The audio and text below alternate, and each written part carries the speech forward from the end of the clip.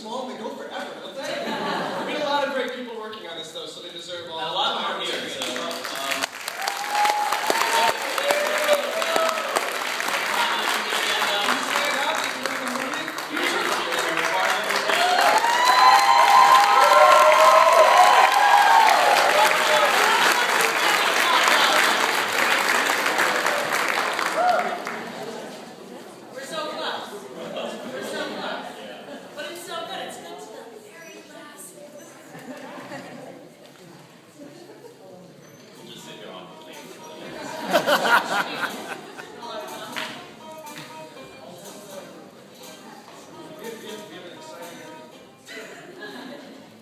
Don't tell me it's the face. No. Actually, no, our special thanks section's going on. A lot of people to thank on that? Yeah, we did. We had a lot of people to thank. So I guess we can answer some questions. All right, in the good. meantime. Well, I would like to introduce you guys first. For those that don't know you, these are the filmmakers, but not only the filmmakers, but the writers, the stars of, the producers, the all-around You Can't Kill Stephen King team, Ronnie Khalil and Monroe Mann.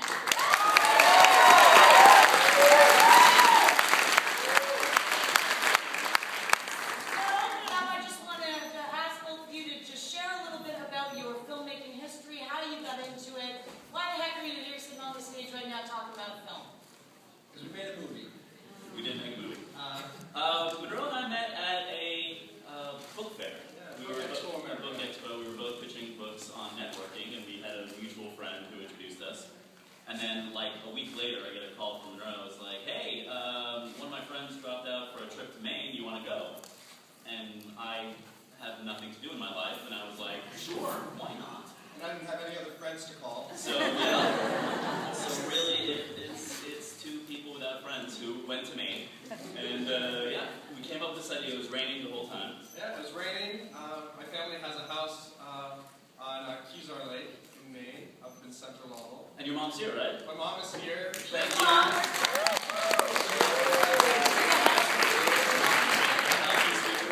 Also served as our sleeping quarters and our script rewriting center. Production office. And, yeah. And when it turned out, it was raining that weekend, and Ronnie and I was taking him around, and I was saying, "Hey, Stephen King lives on this lake." And we went to the very marina where we shot, and the owner of the marina was telling us another story about Stephen King. And on the way back, we were just thinking, "Hey, it's raining out. Why? No one's ever written any screenplay about this amazing horror writer. You doing anything else?" And he said, "No, let's bring out the final draft." And we wrote it in 2 days. Yeah. Not too shabby. Yeah, not too shabby. Well, it was when we wrote it. It was like 48 pages or 50 pages. And we're like, I think it's supposed to be 90. And I go, this is all I have. So was this anything that you guys had ever done before? Sat down and written a screenplay? Yeah, we've written before, but I mean, not this quickly. And we want to give a lot of credit to Bob Medea, who's our third co-writer. He's really the Stephen King aficionado. So we put in I mean, if you watch this movie again, which I know you will, tons of references about the film. And a shout out to Ben Gale, who's our second Stephen amazing King job expert. over here. And he provided all of those Stephen King books. Yes. And they sell each of them for $1,000 signed by. Yeah, I mean, we went to the bookstore to buy them, and that would have been our budget. And we were like, oh. No way. Water clip. Surprise water clip. Well, what was supposed to happen was the Monroe character was supposed to come up right at the end there. He's alive.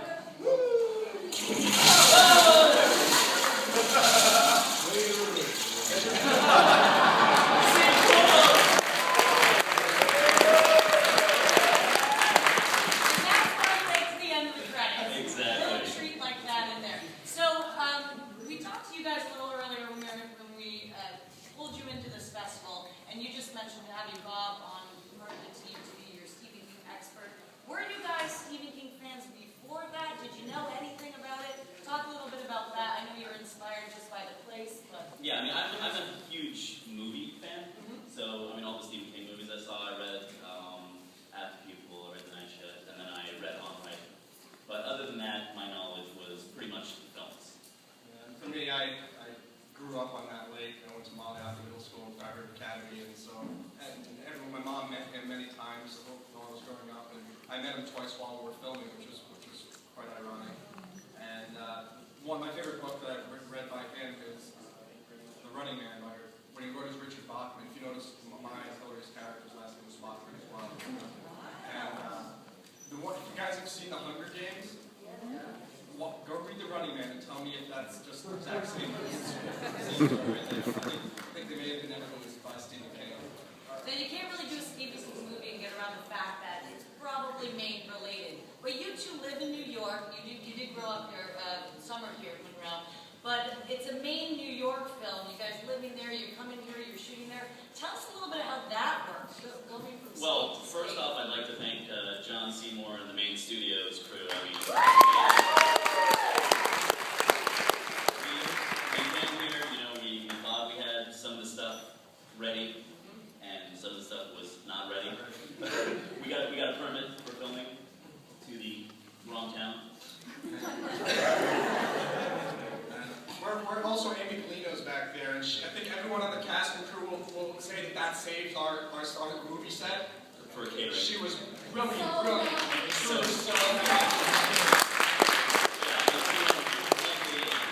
was so helpful, and they came out and really saved the best. I think anyone in show business always dreams about the day that they'll win an Academy Award. Not that this will ever get to that stage, but. Never know. This film, more so than anything, I think filmmaking is a collaborative endeavor to begin with, because there's so many people and so many egos that everyone needs to, you can't just have your own way. And this film was truly, I don't think it would be anywhere near where it was if we didn't have 3 directors, which is difficult, but I think it brought a lot of creativity to the process. And special shout out, by the way, to Jorge Valdezia, who couldn't make it. He's our 3rd co-director and our DP.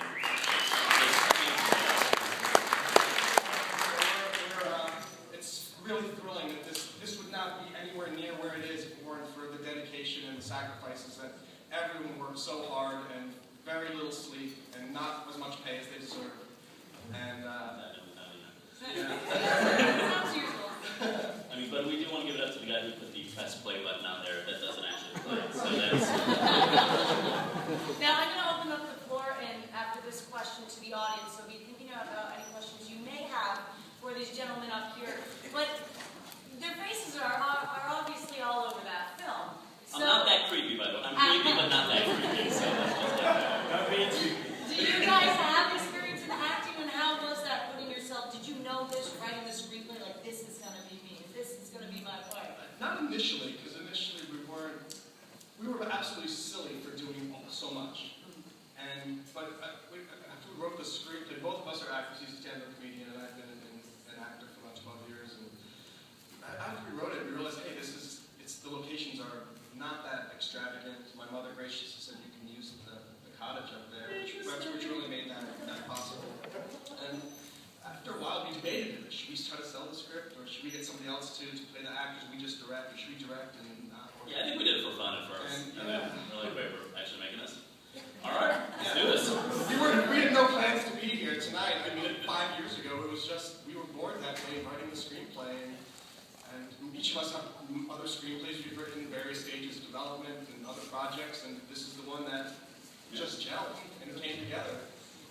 And what was it like? I know that you have a lot of cast members from both out of state and in state. I see Cree right there. Yeah.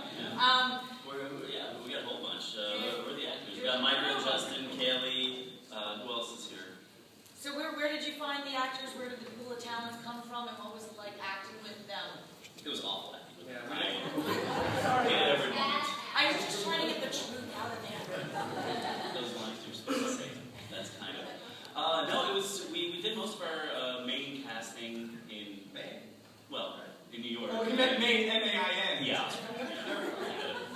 We did our Maine without any casting in New York, and we had 3 days or something of casting. We had a whole bunch of amazingly talented people that came up, and we ended up choosing these amazing people because they were the parts. Yes, they did.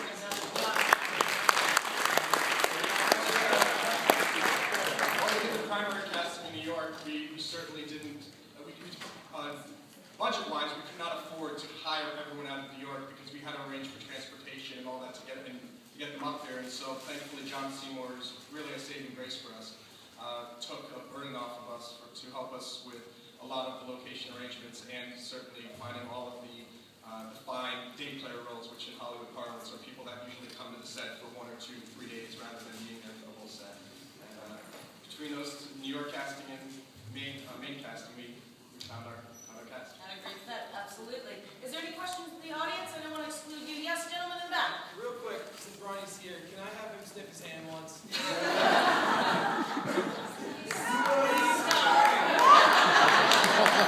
Stop doing that.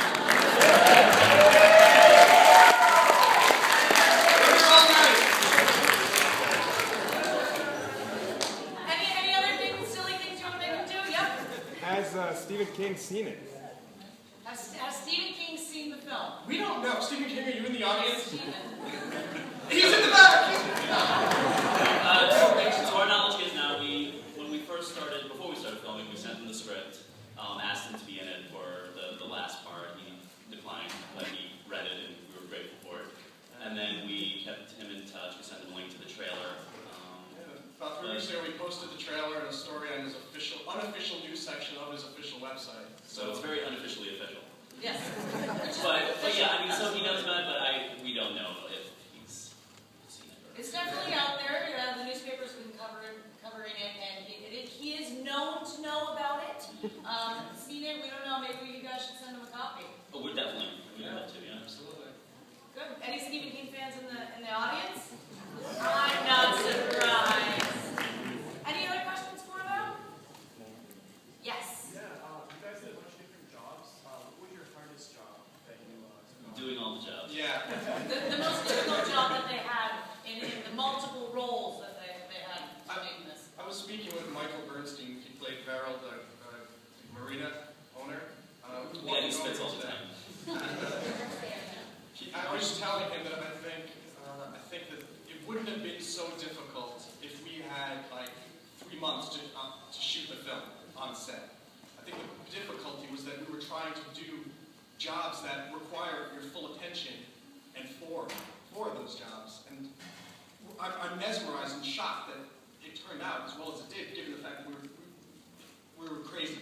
Yeah, I remember trying to do that. At one point, we were trying to get a scene, rewrite some stuff, and we're running around, and one of the actresses, I don't remember who it was, came up to me, she's like, Ronnie, we're out of cereal. What cereal should we get? I don't know. I don't know. Just get a cereal. You make all the decisions. So whoever it was, I apologize, because I probably said it much more angrily. Captain Crunch. Always good. Yes, sir. Yeah, so how much was the budget, and was there any distribution? It's a sad low budget. We can't say the actual budget, but we've been getting distribution offers, and we're talking to sales agents as well. So we're hoping. Thankfully to the festival, we've been getting a lot of press, and that's going to look really good. And so yeah. And we're proud to say the sales agents are from Los Angeles. So we're super stoked that this film is actually garnered the attention of real players in the industry. Monroe was very happy. He called one of the sales agents, and the secretary was like, I'm sorry, we can't. He's like, oh, but it's Monroe Mann. She's like, oh, hold on 1 second. And she flipped him over. He's like, who? What? Yeah. I've been in the business in New York for 12 years, and anyone who's in this business, even up here, you're an actor. All you're trying to do is get an agent to realize you've got something. And for years, I'm trying to send headshots, resumes. I said, did you get my resume? No, please don't call us. Please don't visit. Please don't visit. And oh my God, somebody took my phone call. Really big, so It's You can be exciting. operator. We can take our calls. I saw another question somewhere. Yes. How long did you spend on that shooting? How long did you spend on that shooting for the entire One project? very long day. It's never ended. No, He was 24, 23. something like 23, but then he lost 3 days because of the weather, and 2 days because of arguments, and 3 days malnutrition, serial decisions, yeah. So I want to say probably 19 actual days of I think that would be about right. That sounds like a whirlwind. I mean, is that typical? For a low budget, yeah. I mean, we work these poor guys to the bone, and again, I mean, thank you guys for sticking through it. We were scared, but having chats, Cat's like, do you think they're gonna leave? It went really bad, Sam. Do you think they're gonna stick around? Every day, we're like, thank God they haven't left yet. Thank God they haven't gotten on the bus and gone back to New York. They sleep now. Just punch me today. This is good. Now you talked about having both cast and people working on the film from New York and Maine, working with a restricted budget. What else were the challenges in doing this film? One doesn't You're alphabetical like- order. I don't know. The budget. I mean, I was just gonna say that the budget is the big issue. I mean, when you can't close off the street because you don't have the permit or the cops or whatever. So, I mean, literally, we'd be shooting at 2 in the morning, and there was a donkey neighing during the shot over and over again. It was a zebra, yeah, it was a zebra. So, just like that, it's a long enough day, and having to deal with that as well was just. For me, I'd say when the next film that I do, I've learned a wonderful lesson from this is your pre-production time is where the movie is. That determines how well your shoot goes. And I think we did an admirable job under the circumstances, but looking back, our shoot was about 3 weeks. We didn't spend nearly as much time. We should have spent a good 2 or 3 months planning everything. Yeah, just before everyone takes off, I want to bring the actors up Yeah, here. bring So, everybody else. John Seymour,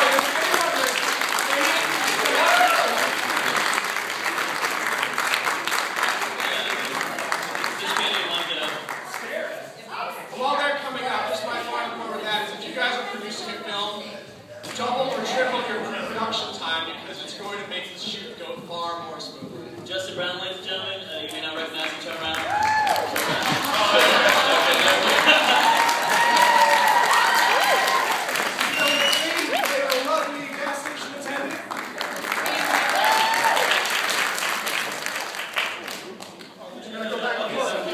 Michael Bernstein, you played Carol to the gas station out of the Kaylee Gloria. She did our costumes and made everybody look Nicole's face. She was the shadow on Nicole's face. And this is John Seymour, a co-producer who helped us with basically everything.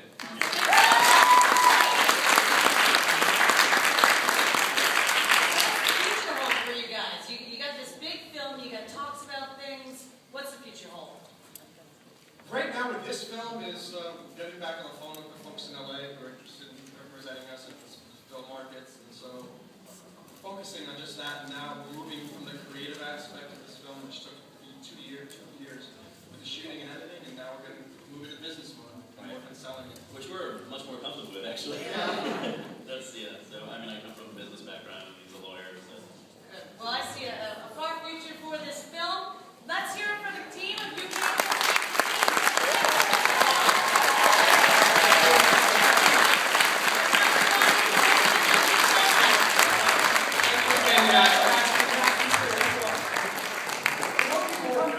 Tonight, we'd love to do it off.